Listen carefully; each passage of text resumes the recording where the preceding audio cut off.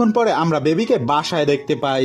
সেখানে বেবি জোকে বলছিল সে ডাকাতি ছেড়ে দিয়েছে আর সে নতুন কাজের সন্ধান করছে। তখন জো একটি ডেলিভারি ম্যানের নিয়োগ দেখতে পায় এবং বলে সে যেন এই কাজটি নিয়ে নেয়। তখন বেবি তার কথা মতো সেই ডেলিভারি ম্যানের কাজটি নিয়ে নেয়। কিছুদিন পরে আমরা বেবি ও ডেবোরাকে ডিনারে একটি রেস্টুরেন্টে দেখতে পাই, যেখানে ডকও উপস্থিত ছিল। কিন্তু বেবি ডককে দেখে তাকে ইগনোর করতে থাকে। তবে ডক বেবিকে দেখার সাথে সাথে তার কাছে ডেকে নেয় এবং বেবিকে বলে তুমি যাওয়ার পর থেকে আমার কোনো কাজই ঠিকঠাক মতো হয়নি, আর আমি চাই তুমি আবারও আমার সাথেই কাজ করো। কিন্তু বেবি ডকের সাথে কাজ করে অস্বীকার করে। তখন ডক তাকে বলে আমার মনে হয় তোমার কাছে কোনো টাকা নেই, যে কারণে তুমি ডেলিভারি ম্যানের কাজ করছো। তবে তুমি যদি আমার সাথে কাজ করো তাহলে অল্প কিছুদিনের মধ্যে অনেক টাকা ইনকাম করতে পারবে। তবে তারপরও বেবি তার কথায় রাজি হয় না আর বলে ওঠে আমি তোমার সাথে আর কোনো কাজ করতে চাই না। যেটা শুনে ডগ ভীষণ রেগে যায় আর বেবিকে বলে তুমি যদি আমার কথায় রাজি না হও তাহলে আমি ডেবোরাকে মেরে ফেলবো।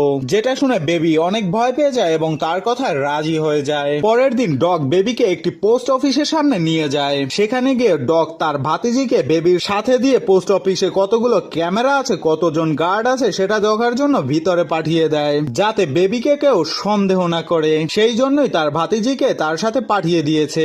সেখানে গিয়ে বেবি সবকিছু মনোযোগ সহকারে দেখতে থাকে। তখন ডকের ভাতিজি সেখানে থাকা রিসেপশনের সাথে কথা বলতে থাকে এবং রিসেপশনিস্ট বাচ্চাটিকে একটি চকলেট দেয়, যেটা দেখে বেবিও সেই রিসেপশনিস্টের সাথে কথা বলতে থাকে। আর সেই রিসেপশনিস্ট বেবির সাথে খুব সুন্দরভাবে কথা বলে। এরপরে বেবি ডকের কাছে গাড়িতে চলে আসে এবং ডককে ভিতরের পরিবেশ সম্পর্কে সবকিছু জানিয়ে দেয়। এরপরে তারা সেখান থেকে চলে আসে। তারপরের দিন আমরা দেখতে পাই বেবি ডকের আস্তানায় চলে যায় আর সেখানে গিয়ে দেখতে পাই ডক এবারও ব্যাটস বাড়ি এবং ডার্লিংকে কাজে নেওয়ার জন্য ডেকেছে।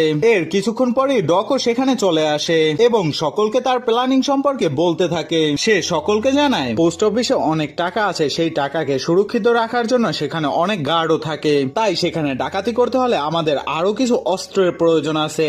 যে কারণে সে তাদেরকে অস্ত্র আনার জন্য একজন ডিলারের কাছে পাঠিয়ে দেয়। ডিলারের কাছে যাওয়ার পথে ব্যাটস একটি সুপার শপের সামনে দাঁড়ায় এবং ভিতরে গিয়ে সেখান থেকে কিছু জিনিস নেওয়ার পরে সেই সুপার শপে কর্মরত লোকটাকে প্রাণে মেরে ফেলে, যেটা দেখে বেবি প্রচন্ড পরিমাণে ঘাবড়ে যায়। তো এরপরে তারা সবাই সেই ডিলারের কাছে চলে যায় আর ডিলার তাদেরকে অস্ত্র দেখাতে শুরু করে। তবে তখনই ব্যাটস আচমকা ডিলারকেও শুট করে দেয়, যেটা দেখে ডিলারের লোকেরাও তাদের উপরে শুট করতে শুরু করে দেয়। তবে ব্যাটস বার্ডি এবং ডার্লিং মিলে সকলকে মেরে ফেলে। এরপরে বার্ডি ডার্লিং ব্যাটসকে বলতে থাকে তুমি ডিলারকে কেন ফায়ার করেছো। তখন ব্যাটস তাদেরকে জানায় এই ডিলারের মধ্যে একজন পুলিশও ছিল আর আমরা তাদেরকে না মারলে সে আমাদেরকে অ্যারেস্ট করে নিত।